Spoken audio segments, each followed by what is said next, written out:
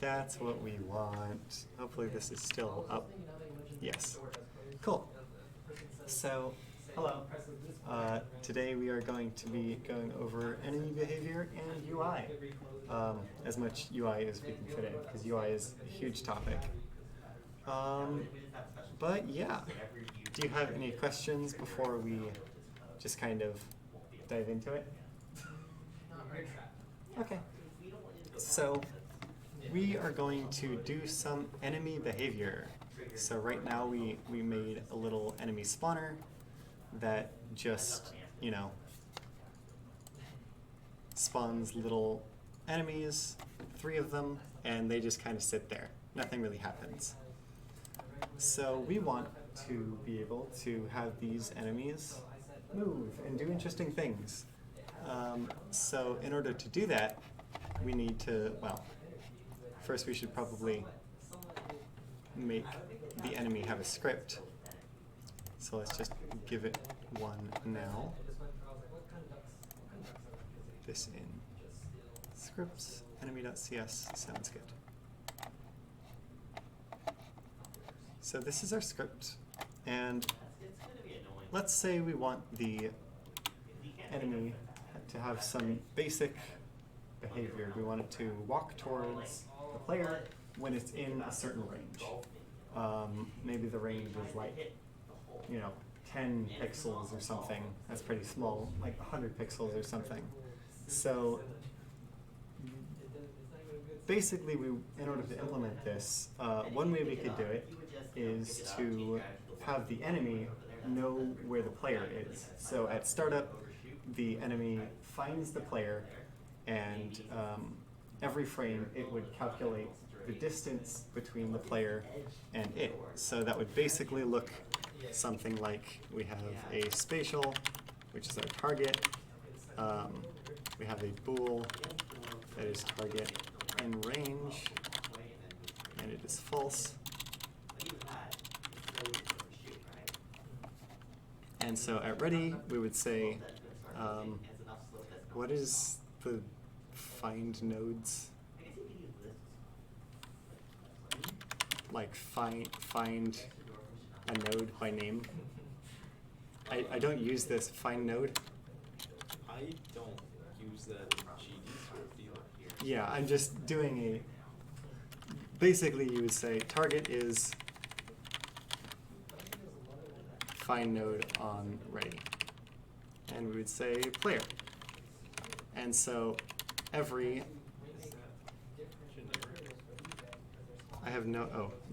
probably need to, as a spatial,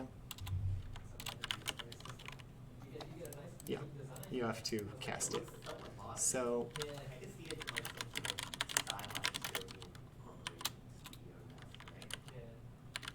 let's just do it in physics process, whatever. So at startup, we would, find the player, and then we would say the vector2 distance is, the target's global position.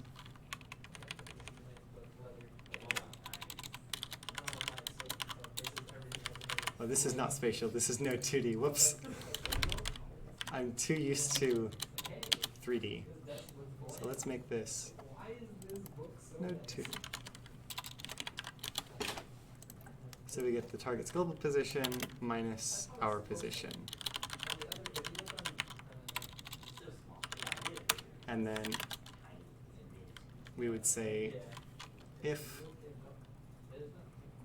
I guess this is kind of unnecessary, but if distance.length is greater than, say, 100, or this would be less than.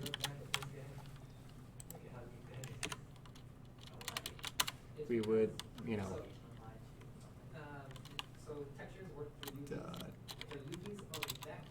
set linear velocity.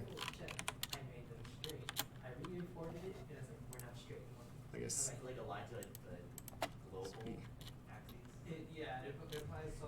distance, times 5 or something. This isn't supposed to be real code, but Anyway, this is kind of the thing that you would do. So on startup, you would find the player, and you would, get the distance, and then if it's, less than some number, go towards the player. I don't think this works, but you get the idea. And this would be kind of a naive way to implement this. This would definitely work, but there are definitely much better ways. So if we think about this in sort of the long term, say you have like a level full of enemies, and all of them need to run this exact same code. You would basically, every time they're spawned, have them look for the player at startup. So you're going to have a pretty significant hitch when you start the game. And you would be doing all of this rather unnecessary code for every object or for every enemy in the scene. And it's just a little bit, not great. So the real way that we want to do this is to actually set this code when the player enters some generic area around the player. So let's set up our code that's actually going to run for when that happens. Just to say magically we can have this happen. So we would say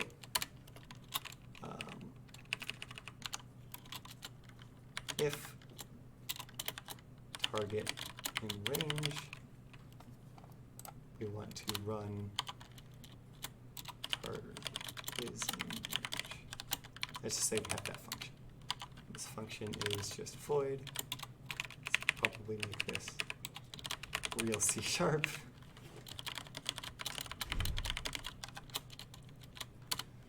So in this target is in range, this would be running every frame as long as the target's in range.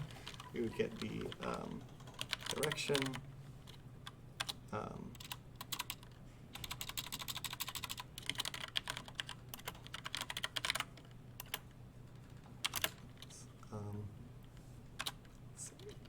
target global position,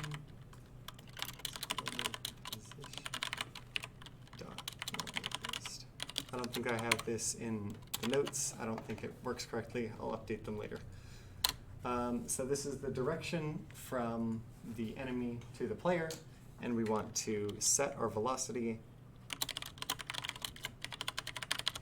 to some sort of speed. Let's make that here. Speed. Let's have it be 1 for now. So our linear velocity is the direction times the speed. So that looks pretty good for our basic behavior. It's just going to walk towards the player, but we never have target in range or target ever set. So what would be nice if we could have some sort of magical function that says on target enter range that takes some magical rigid or physics body 2D body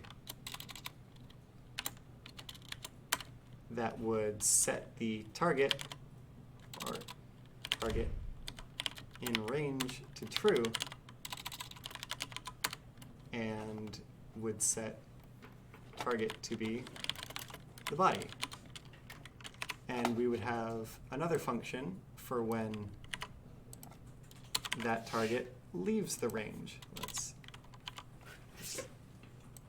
which we would call on target exit range. And so it would just unset these two variables.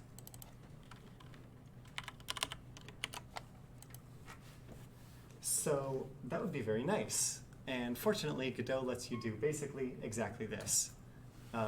So basically, what we're looking for is if, the target enters some magical defined area, we want to get the thing that actually entered the area and set it as our target.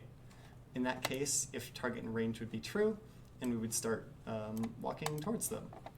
And whenever they are no longer in that range, we would just stop that behavior and we would do nothing. So the way that we actually do this in Godot, make this happen, is with a node called an area 2D. So as the node's name kind of implies, it is just a defined area. It shares a lot of traits with physics bodies in that you have to give it a collider. So let's give it a collider 2D, or collision shape 2D. And this shape is the actual area that we want to have be our range. So we can just set this to like say, that looks good. And we can, look at this later and see if we need to adjust it. But that's basically how we define our area. So the actual way that we get this area to tell us when something is entered it is with something called signals. So if you're familiar with Unity, signals are kind of like a mix between events and virtual functions. They're kind of like events because you can basically have any number of nodes subscribed to any signal. We call that connected to a signal. And then when whatever event the signal is for happens, the signal will be called, and it will call all the functions attached to it. And it's kind of like virtual functions because they have these arguments that they pass, and they connect directly to any methods that you have on your class. So the signals that we're interested in are this body entered and body exited. There's a couple more, like other areas that can enter the area, shapes that enter the area, but we're mostly interested in bodies. So how you connect these in Godot is you just click this connect down here. You can do that again, just down here. And it will automatically select the node, the root node in the scene. This is a very typical scenario where you want a child to be connected to the roots script because you don't want to have a bunch of scripts on all your children. So it's going to automatically select the enemy. And when we click connect, it's going to connect it to the roots script. If we were using GDScript, it would automatically put this function into our script for us. But because we're using Visual Studio Code and we're using C#, it doesn't do that. So we need to rename this method in node, and this is going to be the name of the method that it actually calls when the signal is emitted. So we named our function on target enter, I think, don't quite remember, on target and a range. And so we just click connect, and it's going to put us in here. We just got to make sure it looks basically exactly like this. We should also look at the nodes or the signals parameters. In this case, they are arguments that are going to be passed to the method. So we can see that this is a physics body 2D, and we just need to make sure that we're taking that same physics body 2D in our method. If you want to connect it to a function that has more methods, you can actually just specify additional methods here, and I believe they're just going to be called as constants.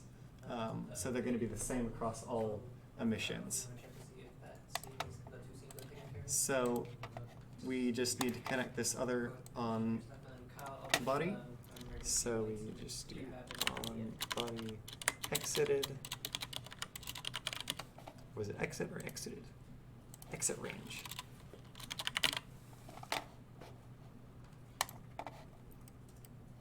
All right, and so that's been connected to this. In C#, there's no real way to make sure you haven't messed up this connection other than it's going to have a runtime error when you try to call it in game. again, in GD script, it automatically makes these functions for you, but for us, we just need to, get the name of the function right.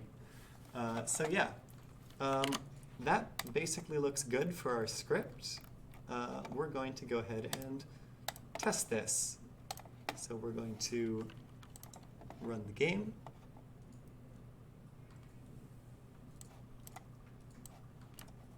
And they are now just kind of floating,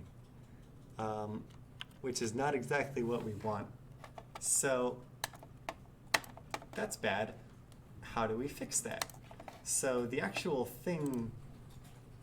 error that's going on here is that if we look at our enemy is a physics body. And when the scene starts, this enemy physics body enters this area 2D. And so this function is called, and we can make sure that it's called by saying gd.print I'm called. And when we run the game,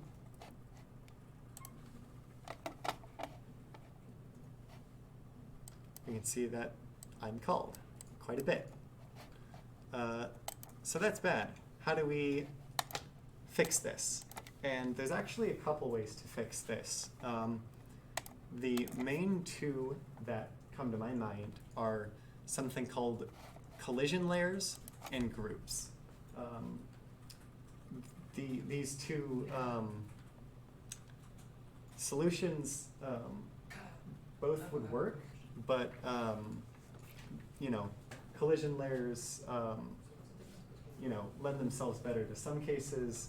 Groups lend themselves to others. So we're just going to go with groups because they're a little simpler. But if you're interested, the collision layers are on any physics body. They're just right here. So we could use that to fix this, but we're going to use groups. So what are groups? Groups are very similar to tags in Unity, if you're familiar with that. And they're basically just a way of identifying nodes that belong in a similar group. So what we want to do is basically filter out any bodies that go through here, because we don't want this to activate when the enemy enters the area, but we do want it to activate when the player enters the area. So the way that we can do that is that we can add the player to something called a group. And let's open the player. And so how you get to it is you just go into this node tab, group tab, and you basically just type in the name of the group and click add. So we're going to add this to the player group and click add. And so anything that we want to be activated whenever a player is detected, we would just add it to the player group. You can also do things like adding terrain to terrain groups to make sure that you're detecting the floor correctly. Enemies are typically part of an enemy group, and so on and so forth. You can also click Manage Groups to actually do this in a little bit more of a way that makes sense. Previously it was just typing in the name. And you actually reference this by name in the script. So what we're going to do is, in here, we're going to say if body.getGroups.exists player, then we want, You can just do body.isInGroup. Oh really? Why is this giving me an error? Oh, maybe I'm doing this incorrectly. But, ooh. So what is it, body.isInGroup? Yeah. Is that new for? No, it's always been there. Oh, huh. Didn't know about that. I'll update the notes. Anyway, body.getGroups gives you an array of strings. And so what I was doing before is just seeing if player was in that array of strings. This is basically just a shorthand for that. So keep in mind you are doing a string comparison here. It's probably a little bit more performant than it seems, but some string has to be compared at some point. But yeah, this is basically what we want.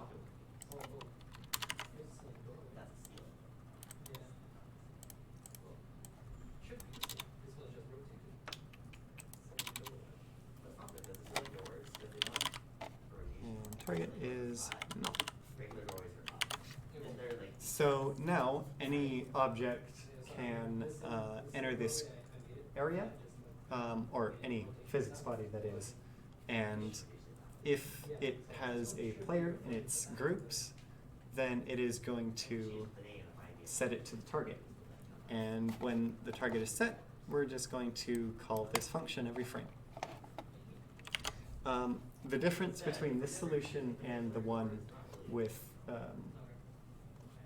collision layers is that if you set collision layers up in a certain way, only the player object that is set on a certain collision layer will ever activate this area. And that's a little bit harder to do, and it takes a little bit more explanation, but you can basically reduce how many times this is actually called by doing that. And you really want to do that if you have some area that has a bunch of different objects that it's never going to interact with entering its area. That's going to reduce the amount of logic that you have to go through every time you do that. So if we go ahead and play, well, we should actually probably do one thing, in that we should set the enemy's speed to be like 100, because 1 is not great.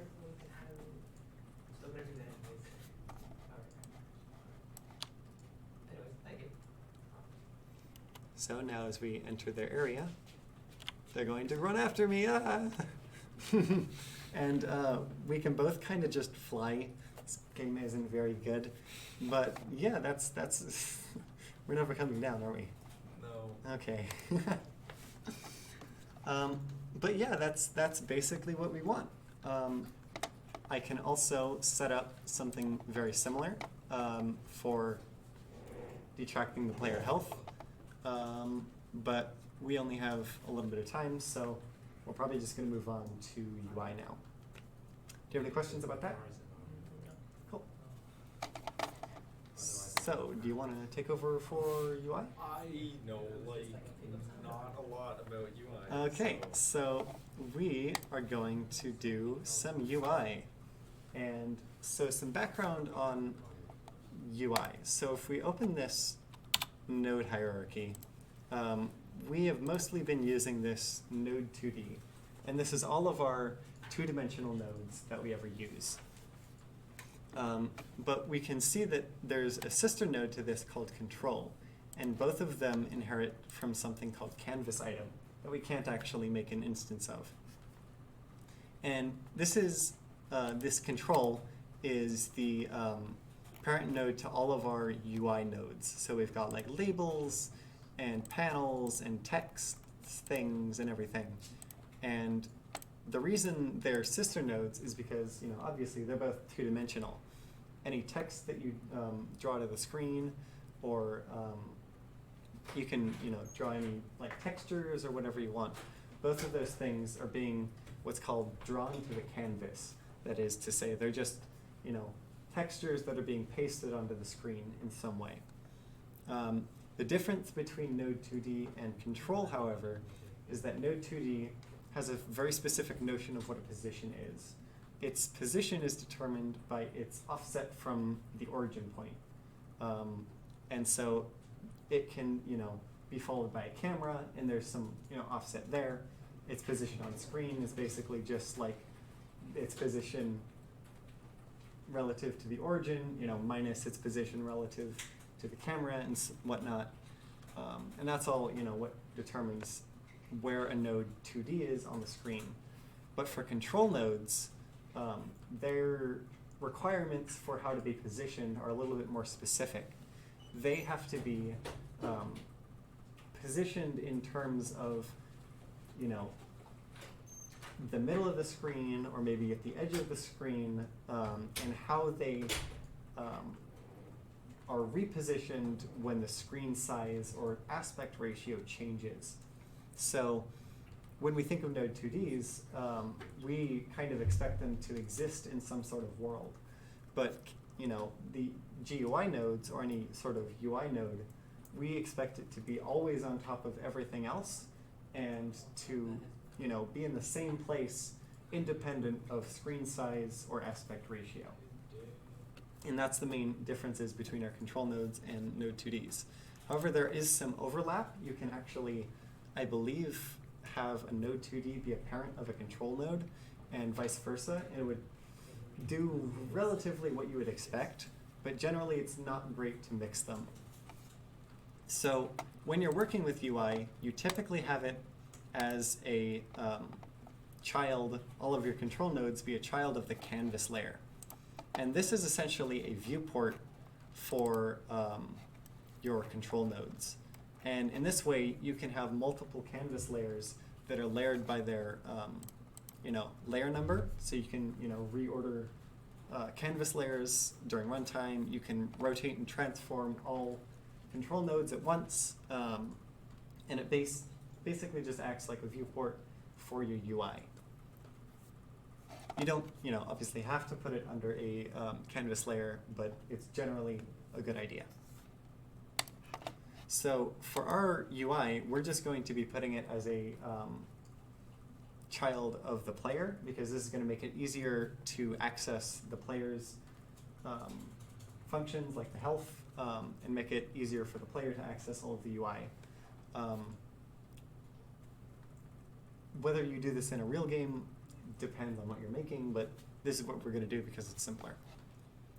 So let's start with having a thing that displays the amount of times we've restarted the level. So in order to do this, we need something called a label. So we can double click on this and see that this is our label. We can type some text in here, hello. And this is going to be positioned in terms of the viewport rather than in space.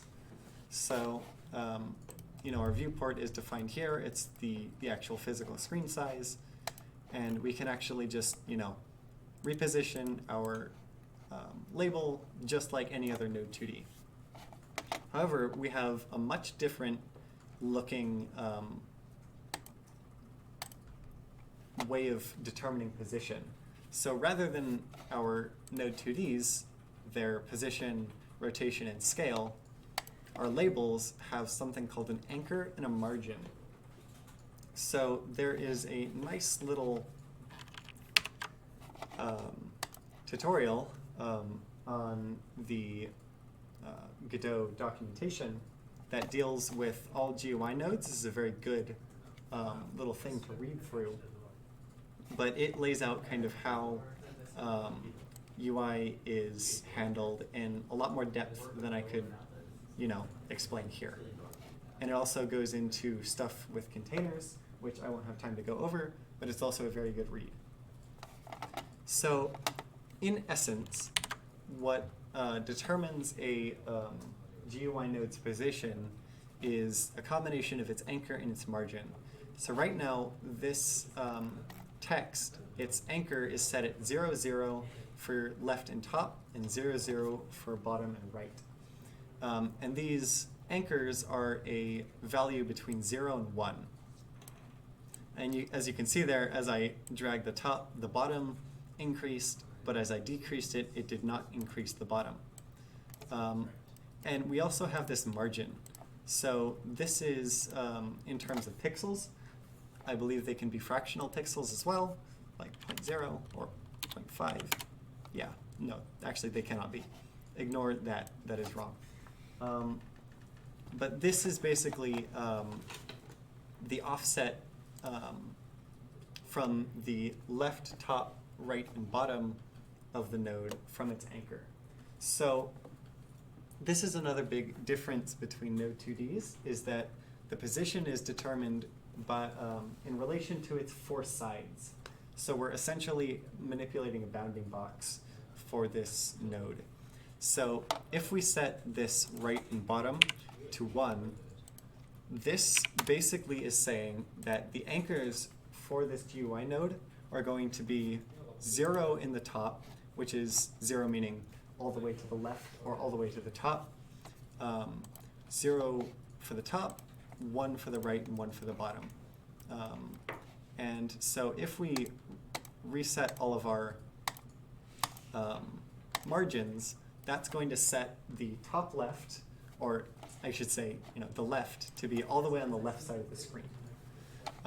If we want the left to be all the way on the right, we would say 1 is there, and then we would set the anchor here to 0. So that's going to always be on the right side of the screen. And this is really important for positioning UI, because rather than always just specifying a top left, which we do with Node2Ds, we can specify in terms of sides of the screen and size of the UI node. So setting this back to 0, it's very easy to basically lock the size of this to be the entire size of the screen. Or if we set the right to be 0.5 and the bottom to be 0.5, and then we update, hopefully this gets fixed at some point, then the bottom right is going to be in the center, which is halfway to the right and halfway to the bottom. Is that making some sort of sense? Yeah, it's like a proportion of the... Yes, it's very much proportions of the screen. So if you wanted this to be kind of centered, then you could put this at like 0.25, 0.25, and then put this at 0.75 and 0.75. And then resetting all of these, you have to kind of change a value. Then the left is going to be 25% from the left. The right's going to be 75% from the left. Top is going to be 25% from the top. Bottom is going to be 75% from the top. And then these margins are just the offset from its anchor point in pixels. So these are, in percentages, these are in pixels. So you can reposition it in pixels based on this margin. So if I want it to be, to the left, like 100 pixels, I could just set this to -100. So that's basically all we need to know for that. There's a lot more controls for UI that we're not going to be able to go over. You can get the actual rectangle size in this rect, and then this also gives a more familiar rotation and scale. If you put things in containers, it's going to determine the anchor and margins for you. So if it's in a centered container, it's always going to be in the center of whatever container you have, and so on and so forth. So let's just have this here. This looks like a fine place. So our text is just going to be hello, and then we're going to add a script to it that is going to display how many times we have restarted the level. Let's put that in scripts. Create that. So the only thing we really need to do here is at the start of this node's life, we just need to get the, let's see if we can actually get this. Yes. No, it is, yes, it is public. Okay. So at the start, we just need to set our text to be our scene manager.singleton dot, what was it called? Number of restarts. Just scene manager dot number of restarts. Oh, is it static? Yeah, it's static. Okay. So now, Dot toString. oh.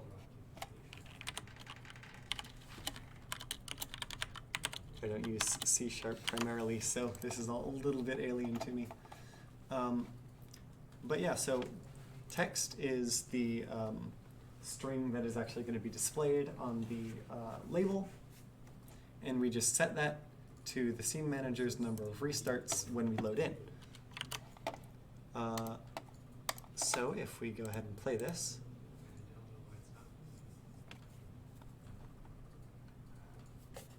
you can see that right there. There's our number of restarts. And as we press R, We have our little bug where our yeah. But yeah, as we restart, that just goes up. So we also can do things like adding a health bar. So there's a couple ways to do this.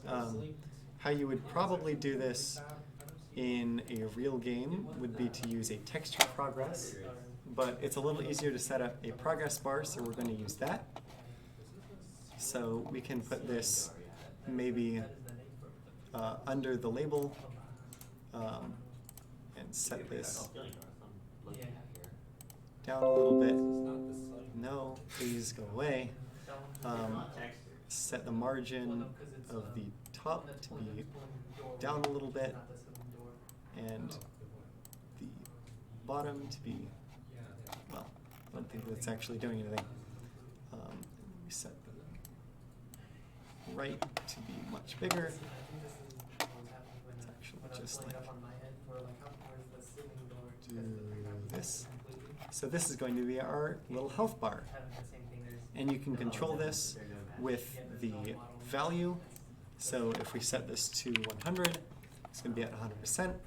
And then we're going to use this to represent the amount of health the player has. Nope, not 10, 100. So I don't actually know if the player has health.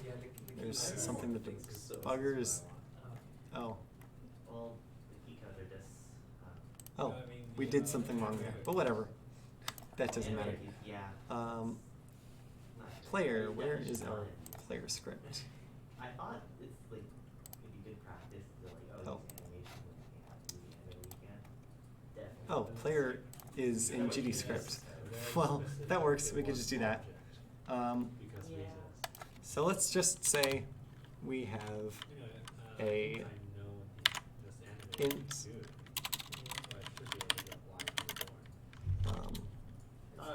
max health is an integer, and let's just say it's 50. And then we would have a current health, also an int, maybe shouldn't be an int, but whatever. And that is equal to max health. So now we should have some sort of function called hurt, and then it takes some integer or amount, some integer, and we say when something hurts us, we have our health, current health, minus equals amount.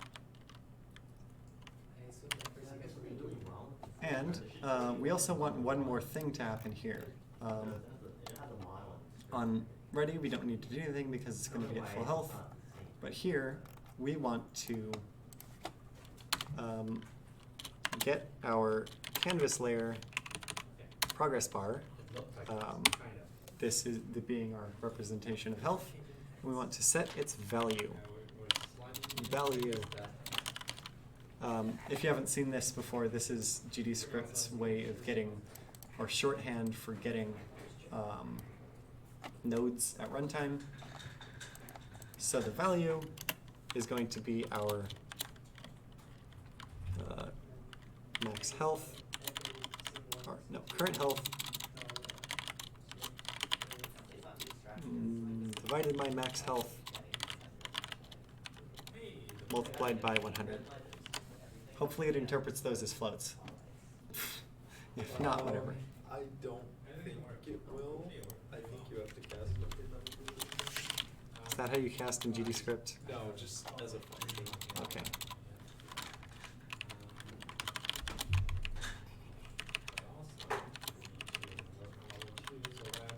Okay. That should work.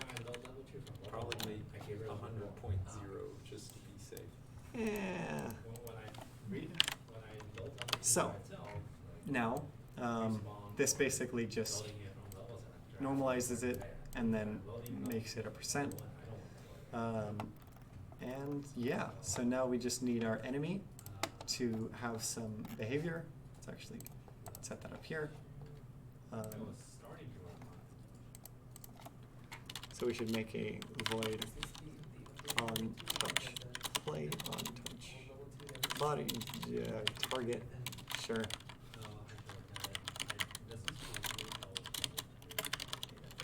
We can do something very similar where we like if body dot is in group player.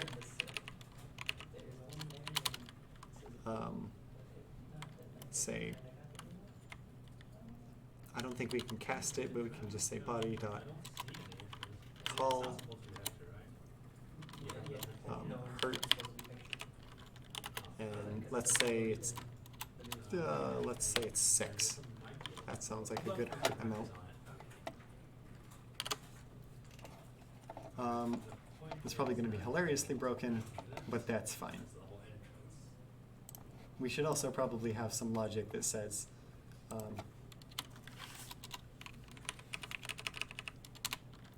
if current health is less than 0, what is our restart? Scene manager.call restart scene.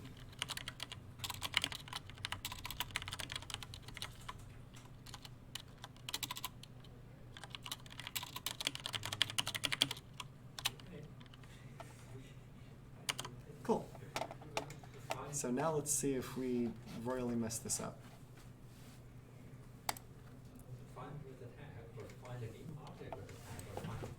Oh, we need to do one important thing. Our enemy needs to actually know when it's touched something. So we're going to get the enemy's signal, the enemy being a rigid body, and say on body entered.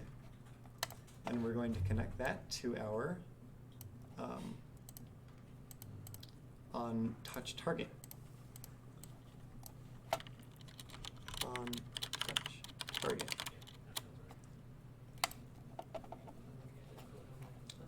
On touch target. That looks good. Underscore is a convention that I generally use for So if we go over here and our enemies come towards us, it does not work. The most annoying part about that format is that when you do public variable calling that audio source, let's say, the variable you What do you might mean? want is audio What's it source, but connected that's the to? same. It's connected to You're doing itself. You're doing like a Yeah, actually, C# Should be. C# is actually like it actually understands it, and then you type audio source, Yeah. it starts using your like field audio source, which makes it a little hard to get. Oh, maybe it's because it wants a node and not physical. Oh, it's a node. yeah, but I still don't want that possibility of mistakes. Maybe more sense of pancakes to me because like you have a class on audio source, you can make Braille label out. And you can call something that isn't And they're not the same. like cast to a GD script class, right? Yeah. Maybe. Hopefully. Let's see, this is hurt. No, it's an int.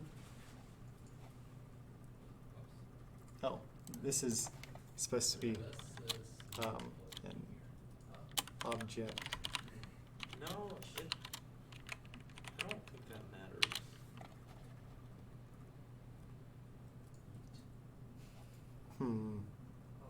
New object?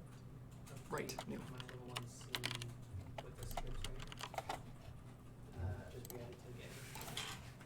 Hopefully this works, because we're very much close to the end of the workshop. Or what script would there be? In this case, it's like a bunch of things you have, right? And just the emergency lights. Are there which circle? Well, There's only one. Yeah, there's only one. The top step. well, let's pretend that worked. Let's just call it with a And we key don't have any mechanism or something, just to show that the health bar works. Yeah, so let's just, set the layer on it correctly. yeah, so, You know what, it's not just because it's a platform, but also because it doesn't have let's say if we jump, where's our jump? Possible. You would still collab with these. Jump here. You just. Then we should hurt 6. Oh, it looks like we had some errors. Oh, it's still the body exited. Oh, that is a W. Maybe close this. Make sure if you re-get my scenes, because I just re-uploaded them, just make sure that the textures are on there, because if not, yeah, I'm being Yay! So we can hurt ourselves. And as we hurt ourselves, that goes down. And then we're going to restart the scene. Hooray, do you have any questions? Alright. That was it. Our low energy UI workshop. Yeah, I didn't talk for like any of it because I was really tired. It's because, Cool. player inventory. Alright, we will stop. Should we do C++ next week?